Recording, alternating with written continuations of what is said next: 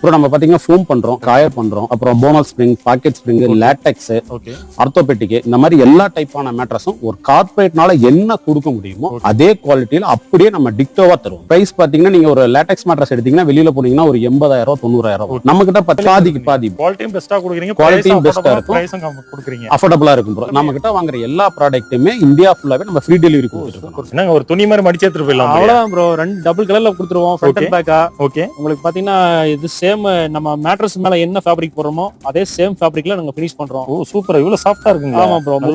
பாருங்க இருக்குங்களா, இந்த மாதிரி தான் ப்ரோ இருப்போம்.